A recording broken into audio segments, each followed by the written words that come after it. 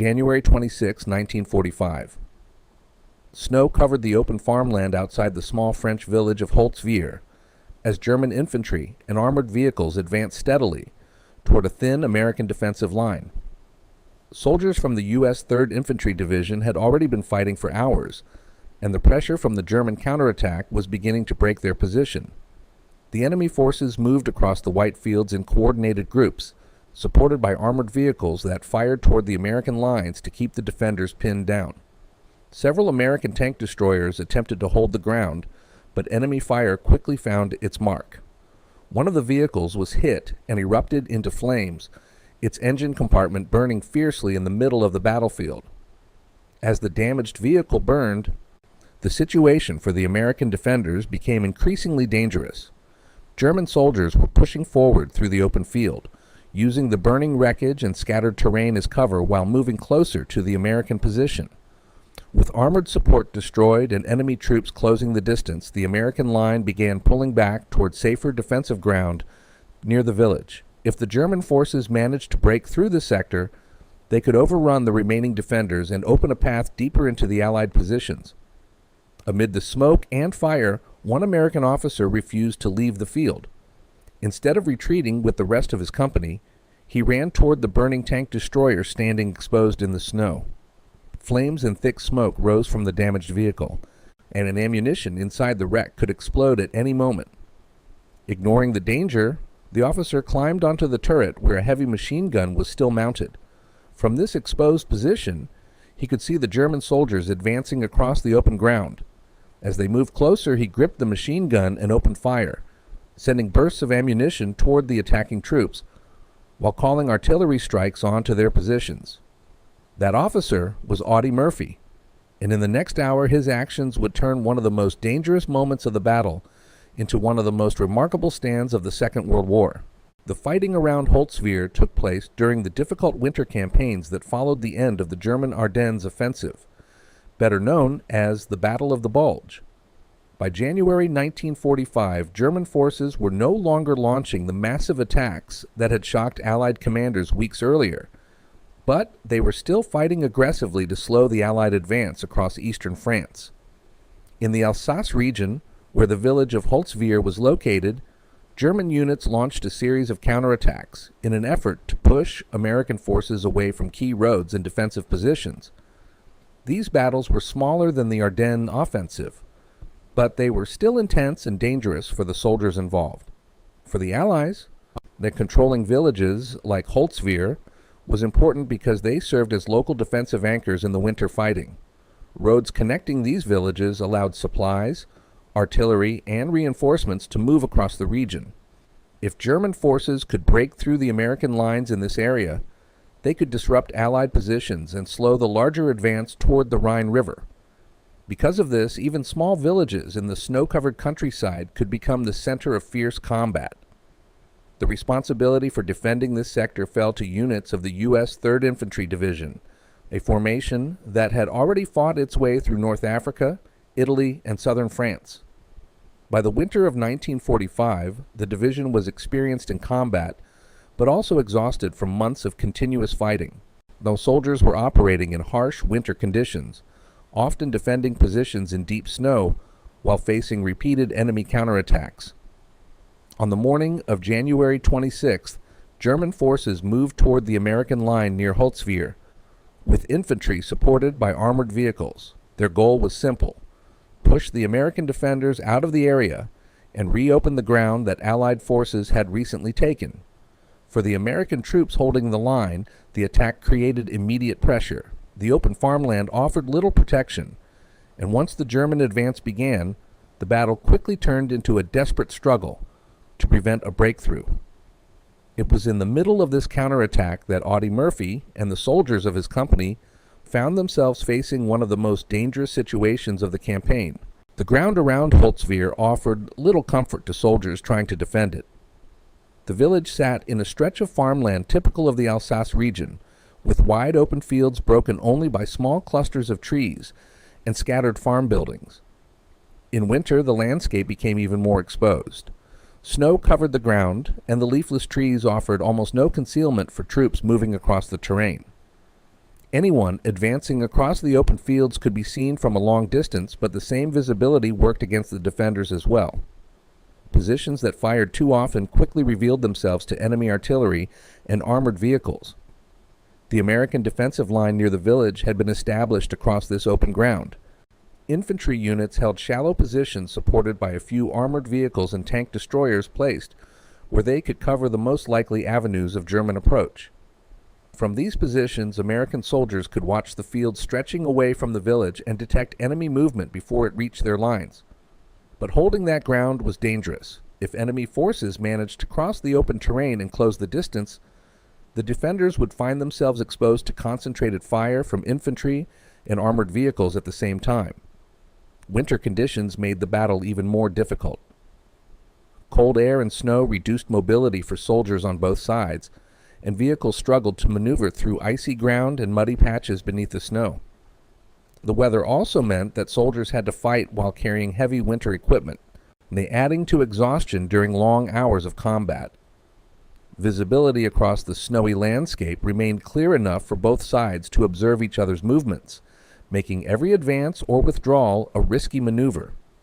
When German forces began their attack toward the American positions outside Holtzwihr, the battlefield offered very few places to hide. The open fields that surrounded the village would soon become the stage for a confrontation in which small numbers of soldiers and vehicles could determine whether the defensive line would hold or collapse.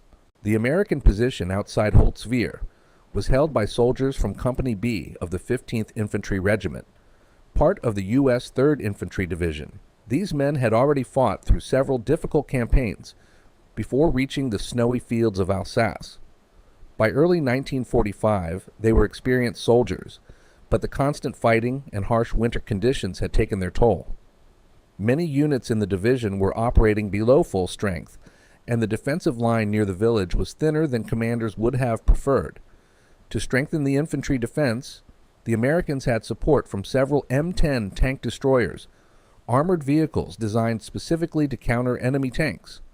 Unlike traditional tanks, the M10 carried a powerful anti-tank gun mounted in a rotating turret that could engage enemy armor from long distances. Positioned along the defensive line, these vehicles were meant to provide the firepower needed to stop German armored vehicles from pushing through the open farmland toward the village. Facing them were German forces attempting to regain ground in the region. Their attack consisted of infantry advancing across the fields, while armored vehicles provided fire support from behind.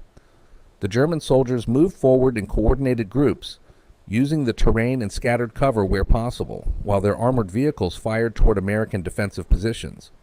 The goal of the attack was to overwhelm the American line quickly and reopen the path toward the village. Although the exact numbers on each side shifted during the battle, the pressure on the American defenders was clear.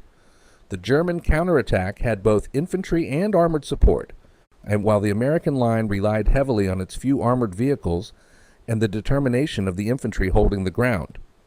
Once those vehicles came under heavy fire, the balance of the fight could shift quickly.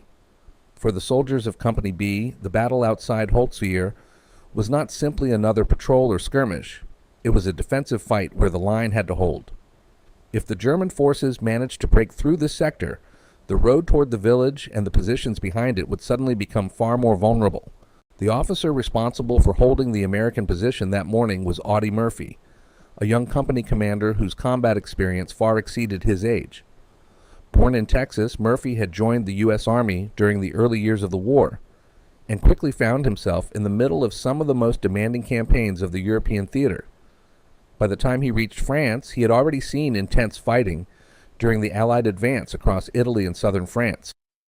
Those months in combat had turned him into a seasoned battlefield leader, trusted by the soldiers serving under him. Murphy's role as a company commander meant he was responsible not only for fighting the enemy, but also for making decisions that affected the safety and survival of dozens of men.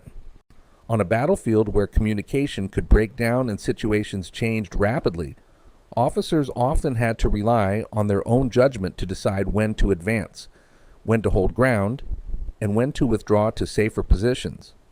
These decisions could determine whether a defensive line remained intact or collapsed under pressure. Despite his relatively small physical stature, Murphy had already developed a reputation for calm leadership during combat. Fellow soldiers remembered that he often moved along the front line, checking positions and speaking directly with the men defending them. This close involvement with his troops allowed him to understand the situation on the ground better than someone directing the battle from a distant command post. On the morning of January 26, 1945, Murphy once again found himself facing a situation where leadership at the front would become critical.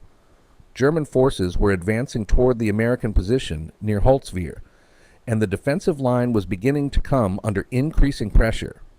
As the battle unfolded across the snowy fields, Murphy would soon be forced to make a decision that placed him directly in the most dangerous part of the battlefield.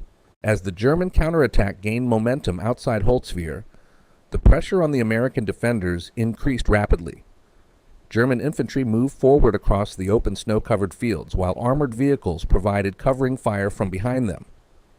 The advancing soldiers used every piece of available terrain for protection, pausing behind small rises in the ground or damaged structures before pushing closer toward the American line. From their defensive positions, the American troops could see the attack developing, but stopping it required enough firepower to halt both the infantry and the armored support moving behind them. At first, the American tank destroyers positioned near the defensive line attempted to stop the advance. The powerful guns mounted on the M10 vehicles were capable of damaging or destroying enemy armor if they could maintain clear firing positions. However, once the German attack intensified, those vehicles quickly became targets themselves. Enemy fire began striking the American armored vehicles, forcing them to maneuver under difficult conditions while trying to continue firing. During the exchange of fire, one of the tank destroyers was hit. The impact damaged the vehicle and set part of it ablaze, flames rising from the engine compartment as the crew abandoned the machine. The burning vehicle remained in the open field, its turret and mounted machine gun still visible above the smoke. With the loss of this armored support, the American defensive line became even more vulnerable, and Murphy quickly recognized the danger developing in front of him. German infantry were continuing to advance, and without enough armored support, the American soldiers defending the line risked being overwhelmed. If the enemy forces managed to push through this position, they could enter the area behind the American line and threaten the remaining defenders near the village. Realizing the situation was becoming impossible to hold with the forces immediately available, Murphy ordered most of his men to withdraw to stronger defensive positions. Pulling them back could save the company from being surrounded, but it also meant that someone would have to remain behind long enough to slow the advancing German troops. Once the withdrawal order was given, the battlefield outside Holtzwihr grew even more dangerous. American soldiers began moving back towards stronger defensive positions closer to the village, while German infantry continued advancing across the open ground. The snow-covered fields that had earlier provided a clear view of the enemy now made the retreat itself risky, since any movement could attract enemy fire. As the American troops pulled away from the exposed front line, the burning tank destroyer remained in the open field, its flames and smoke rising high enough to be seen across the battlefield. Murphy stayed near the forward position as the last of his soldiers moved to safer ground. From his vantage point, he could see German infantry spreading out as they advanced, using small depressions in the terrain and scattered cover to move closer to the American line. Behind them, armored vehicles continued firing toward the American positions, attempting to suppress any remaining defenders who might still resist the advance. The situation was deteriorating quickly.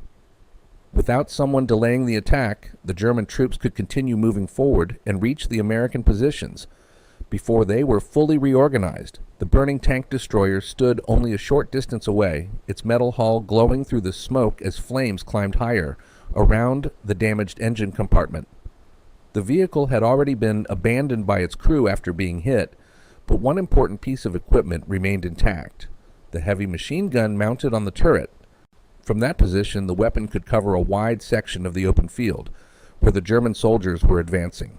Murphy realized that the burning vehicle might provide the only remaining opportunity to slow the attack. If he could use the machine gun to pin down the advancing infantry, even briefly, It might buy enough time for his company to regroup and establish a stronger defensive line behind him. The risk, however, was extreme.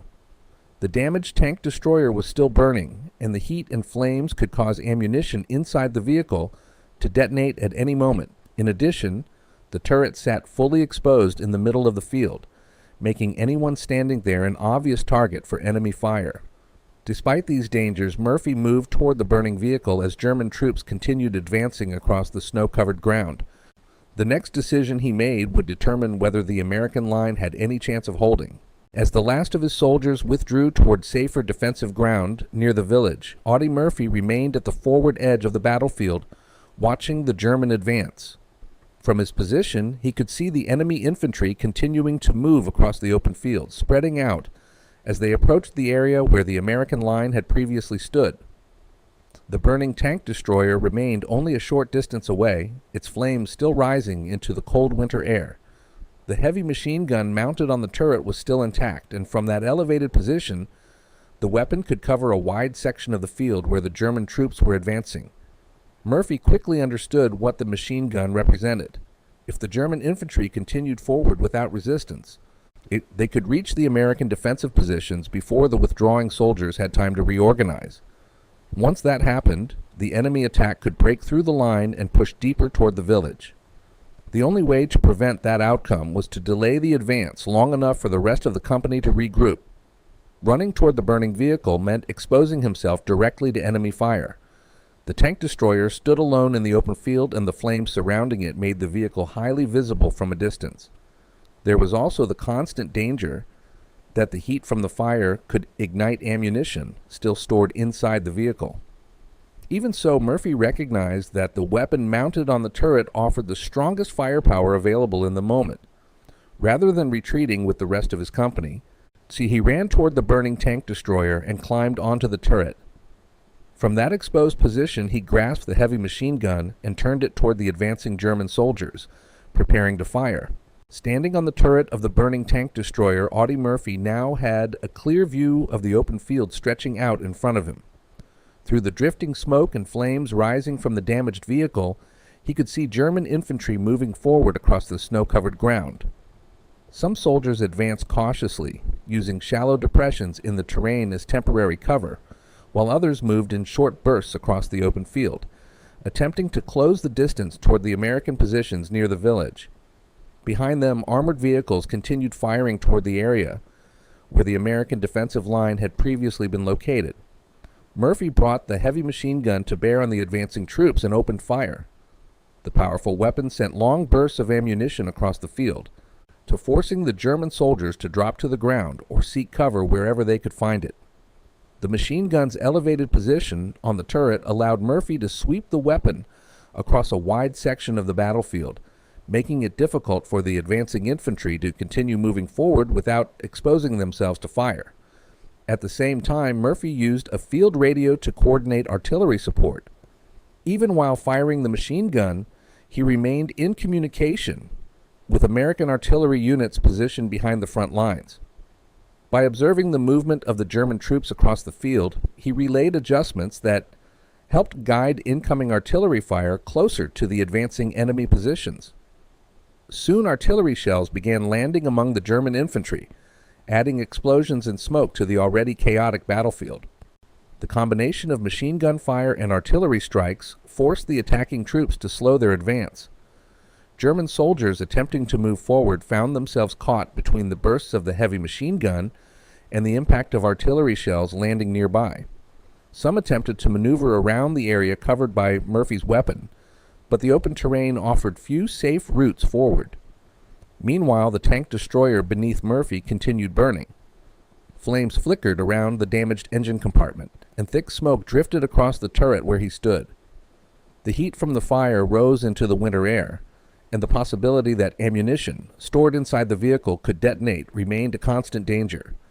Despite this risk, Murphy maintained his position, continuing to fire the machine gun whenever German soldiers attempted to resume their advance. German forces also began directing fire toward the burning vehicle itself. Rifle and machine gun rounds struck the metal hull and turret as enemy soldiers attempted to eliminate the lone defender standing on the wrecked machine. The exposed position offered little protection, and Murphy had to rely on the turret's metal structure for whatever limited cover it could provide. Even under this fire, he continued operating the weapon and directing artillery strikes on to the advancing troops. Minutes stretched into nearly an hour as the battle continued across the snowy field. The repeated bursts from the heavy machine gun and the steady arrival of artillery shells disrupted the German attack again and again. Each time the infantry attempted to regroup and continue forward, they were forced back into cover by the combined fire directed at them. Gradually, the momentum of the German advance began to fade. What had started as a coordinated push across the open field was now a scattered movement of soldiers trying to avoid the fire sweeping across the battlefield. The delay created by Murphy's stand allowed the American troops behind him to reorganize their defensive positions near the village, preparing to hold the line if the attack continued. By maintaining his position on the burning tank destroyer and keeping the machine gun firing toward the advancing enemy, Murphy had turned the exposed wreck of a destroyed vehicle into a temporary strongpoint that prevented the German forces from quickly overrunning the American defense. As the machine gun fire and artillery strikes continued to disrupt the German advance, the momentum of the attack began to fade. The infantry units that had been moving steadily across the open fields were now scattered across the snow-covered ground, forced to take cover wherever they could find it. Without the ability to advance in organized groups, the German soldiers found it increasingly difficult to continue pushing toward the American positions near the village. Behind Murphy's position, the soldiers of Company B were using the time he had bought them to reorganize their defensive line. Having withdrawn from the exposed forward ground, they began establishing stronger positions closer to Holtzwihr, where buildings and terrain could provide better protection. From these positions, they could prepare to resist another attack if the German forces attempted to push forward again. Eventually, the German assault in this sector lost its coordination. The combination of machine gun fire from the burning tank destroyer and the artillery strikes landing among their advancing troops had forced the attackers to halt their movement across the field. What had begun as a determined push toward the American line gradually turned into a stalled advance, with enemy soldiers pulling back from the areas most heavily covered by fire. Only after the immediate threat had passed did Murphy finally leave the burning vehicle. By that time, the flames around the tank destroyer had grown even stronger, and the risk of the wreck exploding remained present throughout the engagement. When he rejoined the American soldiers holding the defensive positions near the village, he had also been wounded during the fighting. Despite his injuries, the delay he created allowed the American defenders to hold their ground. The German attack that had threatened to break through the line near Holtzwihr had been stopped. The events that took place near Holtzwihr on January 26, 1945, were later documented in official military reports and eyewitness accounts from soldiers who had been present during the battle. According to the records of the U.S. Army, Audie Murphy's actions during the German counterattack played a decisive role in preventing the collapse of the American defensive position in that sector. His decision to remain behind while ordering his company to withdraw allowed the rest of the unit to establish stronger defensive positions and avoid being overrun by the advancing enemy forces. Murphy's use of the machine gun mounted on the burning tank destroyer was specifically described in the official citation that followed the battle. The report noted that he directed artillery fire while firing the weapon from the exposed turret of the damaged vehicle, continuing the defense even while the tank destroyer burned beneath him. The citation also confirmed that he maintained this position for an extended period despite the danger posed by the fire and the enemy forces attempting to eliminate his position. For his actions during the battle, Audie Murphy was awarded the Medal of Honor, the highest military decoration of the United States. The award recognized the extraordinary courage and leadership he displayed during the engagement at Holtzwihr, an action that became one of the most widely remembered individual battlefield stands of World War II. The battle outside Holtzwihr was only one engagement within the broader winter fighting taking place across eastern France, but moments like this often determined whether a defensive line would hold or collapse. German forces were attempting to slow the Allied advance by launching local counterattacks against exposed sectors of the front. If these attacks succeeded, they could delay Allied units and create opportunities for German forces to stabilize their defensive positions further east. In the sector defended by the U.S. 3rd Infantry Division, holding the line near Holtzwihr helped maintain Allied control of the surrounding roads and villages that supported the advance toward the Rhine. The ability of small units to resist these counterattacks allowed larger formations to continue moving forward, without being forced to divert resources to recover lost ground. When German forces failed to break through at points like this, their ability to reorganize defensive positions became more limited. Murphy's stand contributed to that outcome by delaying the German advance at a moment when the American position was at risk of collapsing. The time he gained allowed his company to regroup and maintain control of the defensive ground near the village. Although the battle itself was one small part of a much larger campaign, actions that prevented breakthroughs helped ensure that Allied momentum across the region continued. Across the final months of the war in Europe, many such engagements occurred where small groups of soldiers held positions long enough to stop enemy counterattacks from changing the course of the fighting. World War II was fought across continents by millions of soldiers, sailors, and airmen, yet many of its most decisive moments were shaped by actions that took place on small pieces of ground, like the snow-covered fields outside Holtzwihr. Battles often depended not only on large armies and powerful weapons, but also on the decisions made by individuals standing in the middle of chaos and uncertainty. On that winter day in January 1945, the defensive line near the village could easily have collapsed under the pressure of the German counterattack. Instead, the actions of one officer standing on a burning vehicle with a machine gun slowed the attack long enough for his fellow soldiers to regroup and hold their ground. Audie Murphy's stand near Holtzwihr became one of the most well-known individual actions of the war. It demonstrated how courage, determination, and leadership on a battlefield could influence events far beyond the immediate moment. Even amid the scale and destruction of a global conflict, the outcome of a fight could sometimes depend on the resolve of a single soldier who refused to step back.